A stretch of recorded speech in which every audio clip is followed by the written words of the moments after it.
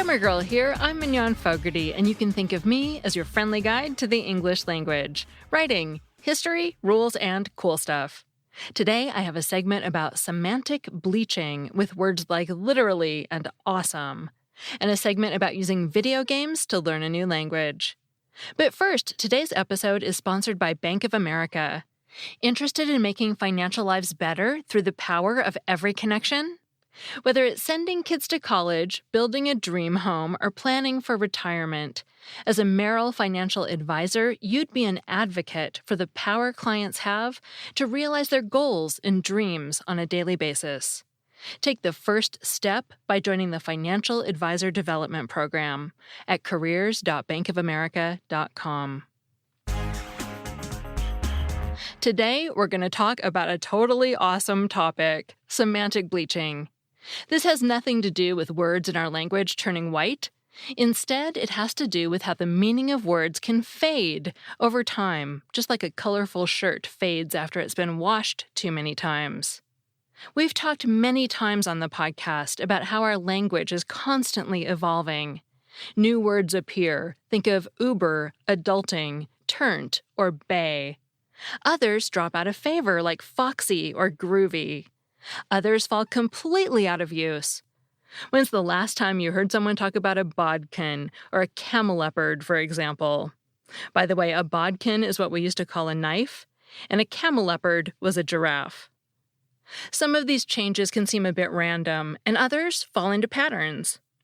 For example, sometimes the literal sense of a word develops a figurative use. The verb to milk originally meant to draw milk from a cow or other animal.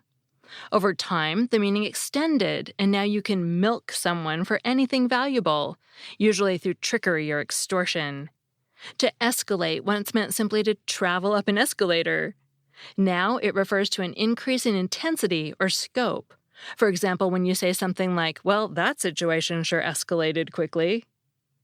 Another predictable way that words change is by having their scope of meaning narrow. For example, back when Old English was spoken, meat referred to any type of food. Over time, the meaning narrowed, and today, of course, we use meat to refer only to the flesh of animals. Liquor used to mean a liquid. Now it refers almost exclusively to alcoholic drinks like beer, wine, and whiskey. Words also change by having their meaning broaden. For example, the word embargo originally referred to an order prohibiting ships from entering or leaving a port. The word now can refer to any sort of stoppage or prohibition. You could say you're putting an embargo on listening to any more Grammar Girl podcasts until you finish your homework, for example. Another pattern of language change we're going to focus on today is called semantic bleaching. That occurs when the specific, often powerful meaning of a word becomes diluted over time through repetition and overuse. For example, the original meaning of the word awesome was full of awe, profoundly reverential. Something awesome might be the peak of a snow-covered mountain breaking through the clouds, the vastness of the ocean, or the spread of stars above you on a clear night. But then we had to go and start calling everything awesome. Our new shoes are awesome. This one kind of shampoo is awesome. The new Heath Caramel Brownie Blizzard from Dairy Queen is awesome. I mean, it actually is awesome, but you get my point. Through overuse, the word has lost its potency. No one expects a pair of shoes to fill you with awe. Awesome is now just a general word that means nifty or cool. Another example of semantic bleaching is literally. Every now and then we use this word the way it was intended, to indicate that what we're saying is absolutely true. If you said that you got hit on the head by hail that was literally the size of golf balls, then the hail should have been 1.68 inches in diameter. But more often, we simply mean that the hail pellets were pretty big. We're using the word literally to intensify what we're saying, not to label it as factual. Terrible and horrible have also been weakened by semantic bleaching. Terrible originally meant to inspire great fear or dread. Horrible meant extremely repulsive to the senses or feelings. Dreadful, hideous, shocking. We still use these words to mean those things, but we also say, my lunch was horrible, or that tuna salad was terrible. We may not have liked the tuna, but did it really inspire great fear or dread? Probably not. We're using terrible, but with a faded meaning of yucky or unpleasant. So why do we insist on overusing words to the point that they lose their meaning? Why don't we speak more precisely? Why don't we say that our tuna salad has a putrid odor rather than just, this tuna salad is horrible? In part, it's because we're lazy. Or as linguist Danka Minkova puts it, most of us, quote, have no particular talent for words, unquote. We take the easy route in speech and writing. We default to generalizations and commonly used words rather than making the mental effort to say precisely what we mean. Is semantic bleaching bad? On the one hand, yes, using a word like awesome to describe everything from a sunset to a stick of gum can narrow the rainbow of ways you can express yourself to one single color. Using more specific words, speaking of a radiant sunset or a tangy piece of gum, could give your speech more vibrancy and perhaps enrich your experience of life itself. On the other hand, semantic bleaching isn't bad or good. It simply is. It's one of the predictable ways that we've observed language to change ever since people have been observing changes in language. It's kind of like the tide. It erases sandcastles, but also deposits a bounty of treasures on the shore that you can build with the next day. In short, whether it's awesome or terrible, semantic bleaching is literally here to stay. That segment was written by Samantha Enslin, who runs Dragonfly Editorial. You can find her at dragonflyeditorial.com or on Twitter as dragonflyedit. Support for today's show comes from Embark. Discover your dog more than fur deep with the most accurate dog DNA test kit on the market. My colleague Michelle just went through the Embark process and she absolutely loved it. It was a super quick process to swab her dog's cheek. Embark gave her everything she always wished she could know about her dog. She learned that her pup is clear of all genes that cause genetic diseases. Plus, Embark showed her the different breeds that make up her dog's ancestry. She said it was informative and, quote, super fun. Embark looks at more than 250 breeds, 170 genetic health conditions, and 100 times more genetic information than any other product on the market. The knowledge you'll get will empower you to take the best care of your pup, and they have vets and veterinary geneticists on staff to talk you through the results. Right now, Embark has an exclusive summer offer only for Grammar Girl listeners. Go to embarkvet.com and use the promo code GRAMMAR to save 15% off your dog DNA test kit. embarkvet.com. Discover your dog more than fur deep. Visit embarkvet.com and use the promo code GRAMMAR to save 15%. Today's episode is also supported by Magoosh Online Test Prep. Magoosh offers students effective, accessible, and enjoyable test prep for exams like the GRE, GMAT, ACT, and SAT. So you can get to test day feeling confident and prepared without breaking the bank. At magoosh.com, you'll find practice questions, study schedules, video lessons, and access to an expert tutor team if you need extra help. If you're retaking a test, Magoosh offers a score improvement guarantee. If you don't improve, you'll get your money back. They're that confident. Here's what students who've used Magoosh to study for the GRE have to say. One said, hard vocab in the practice problems really benefited me because on the actual test, there was maybe one word I didn't know. Another said, Magoosh seemed to be by far the best option, a program I could use whenever I liked, following my own schedule. Visit magoosh.com and enter the promo code GRAMMAR to get 15% off. That's magoosh.com and the promo code GRAMMAR for 15% off. Next, I have a fascinating piece about using video games to learn a foreign language. It's written by Christopher Timothy McGurk of the University of Central Lancashire, So when I get to the part that says my research, remember that's actually Christopher's research.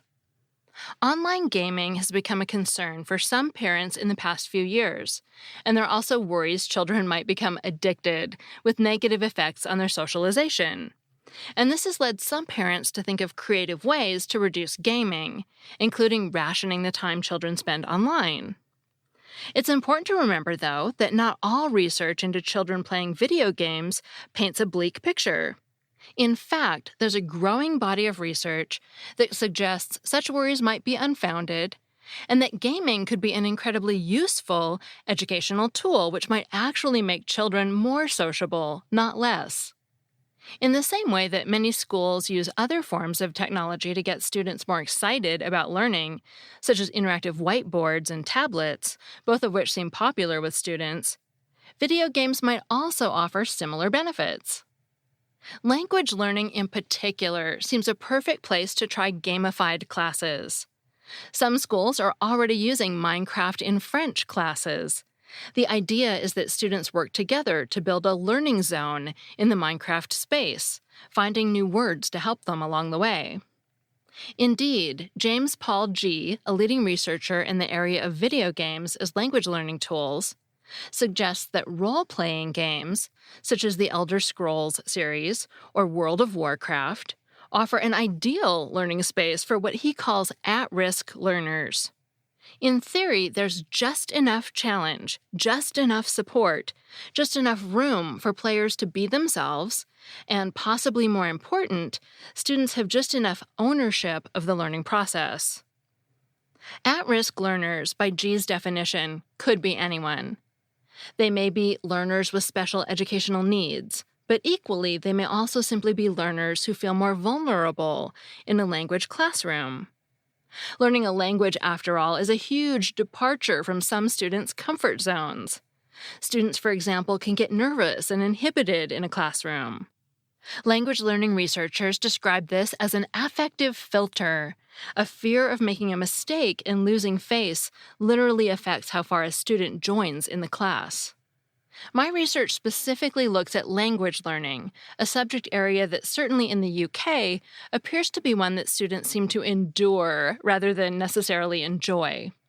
It builds on the ideas of Philip Hubbard, a leading researcher in the field of using technology to enhance language learning.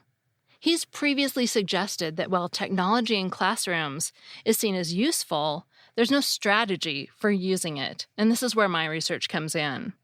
What I'm aiming to do is find that strategy and try to answer the following questions: how video games might help, why some students might prefer playing a video game to being in class, and what areas of language learning a teacher could improve with this technology.